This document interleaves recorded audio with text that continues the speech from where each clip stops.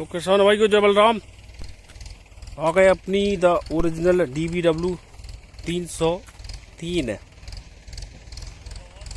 DBW 303 अवस्था हो गई है इसको लगभग 16 से 17 दिन, मतलब 19 या 20 दिसंबर को मतलब नवंबर को पानी लगा था और आज हो गई है तारीख 6 दिसंबर, तो इसको लगभग 16 से 17 दिन हो गए हैं।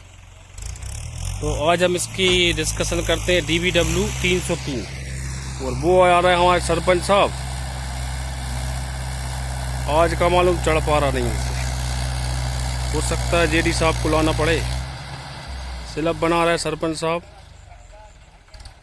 यहाँ का गन्ना कट रहा था, सरपंच साहब की पुंगी बच गई, सरपंच साहब निकाल नहीं पा रहे हैं।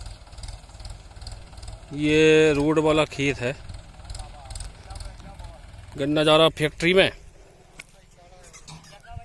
तो JD साहब को लेके आएंगे अभी, फिर वो खींचेंगे उनको। तब तक अपन डिस्कस कर लेते हैं DBW 303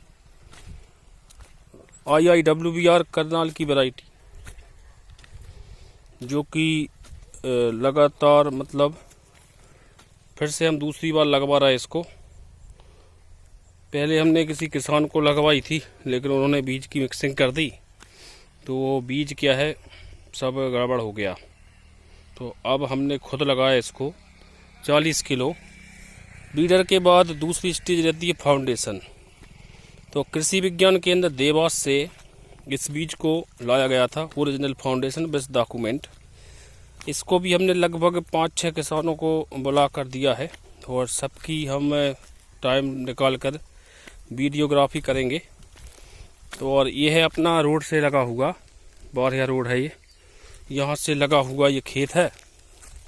और ये है DBW 303, इसको भी अपन बोलते हैं 1.5 कट्टा वैरायटी। और श्रीराम 303, श्रीराम क्या प्राइवेट कंपनी है, तो श्रीराम 303 और DBW 303, ये यहाँ पर मिट्टी का ढेर लगा इसलिए दिख नहीं रही है। और बाकी हमारी अरहर जो लगी है GRG 152, देखिए इनका फराव, फर के मोटी पक रही है, अच्छी खाद खुराक मिल गई है इसको।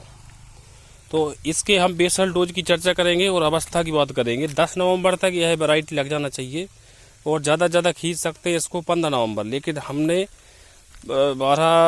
15-16 नवंबर इसकी बोनी कर दी थी, पानी लगते लगते हो गया इसको 19 नवंबर। अवस्था हो गई है इसकी पूरे 17 दिन, 19 नवंबर को पानी लगा, 17 दिन की अवस्था हो गई है। 2 दिन बाद इसमें लगभग 20, 21, 22 दिन की अवस्था में हम पहला बेसल डोज देकर पानी लगाएंगे।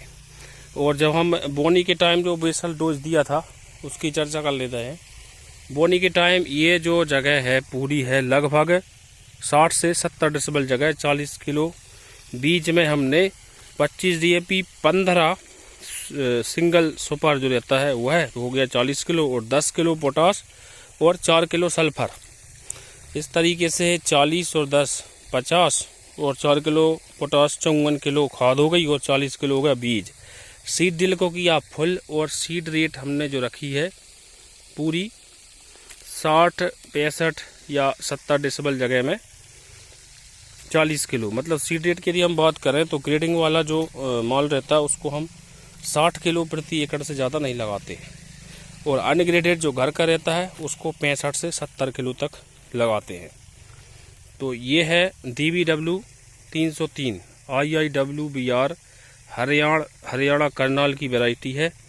और इस वैरायटी की क्षमता की यदि हम बात करें तो रिसर्च जो बनी थी चौधरी चरण सिंह यूनिवर्सिटी में, एक रिसर्च पब्लिश हुई थी, उसमें इसको हेक्टेयर का 97 क्विंटल तक इस पर रिसर्च की गई है। मतलब यदि हम उत्पादन की बात करें तो 35 क्विंटल से ऊपर इसके उत्पादन की क्षमता है। यदि सोयाबीन वाला खेत हो, ये तो धान वाला खेत है, देखते हैं धान वाले खेत में भी यदि हमको 22-25 का एवरेज मिलता है तो इससे बढ़कर वैरायटी अभी तक नहीं बनी फिर तो इसीलिए हमने इसका ओरिजिनल फाउंडेशन लगाया है। ग्रीननेस आप देख ही रहे हैं, कोई भी दिक्कत नहीं है, बढ़िया शानदार ग्रीनेस है। और इसकी अब जो अवस्था है, क्राउन रूट CRI स्टेज में आ गई है। ये क्राउन रूट इनिशिएशन जो बोलते हैं, तो CRI स्टेज में आ गई है। अब हम इसके पहले पानी में बेसल डोज की बात करें तो किसान भाई ध्यान दें, यदि DAP डाला है तो जिंक सल्फेट को अपन थोड़ा सा और दूसरे पानी पर ले जा सकते हैं। तो पहले पानी में हम अपना माइक्रोन्यूट्रेंट में या तो जिंक सल्फेट और 1 किलो 40 मतलब 1 कट्टी या 40-45 किलो यूरिया प्रति एकड़, उसके साथ जिंक सल्फेट दे सकते हैं। और सल्फर हमने दे दिया है। फिर दूसरे पानी में हम मैग्नीशियम सल्फेट और फेरस सल्फेट देंगे। साथ में हम इसमें मिलाएंगे सगारिका स्पेशल 8 से 10 किलो प्रति एकड़। तो सगारिका का डोज देंगे, तो पहले बेसल डोज में हम सगारिका मिलाएंगे 10 किलो प्रति एकड़, 40 किलो यूरिया और देंगे जिंक सल्फेट। यदि ग्रीननेस कम होती है तो, नहीं तो फिर हम दूसरे पानी में देंगे जिंक सल्फेट। और यदि इस पानी में जिंक सल्फेट दे रहे हैं, दूसरे पानी में हम मैग्नीशियम और फेरस ये दोनों दे देंगे, जिससे कि ग्रीननेस बनी रहे। तो जुड़े रहे, ऐसे ही आपको अपडेट मिलती रहेगी। जय बलराम, धन्यवाद।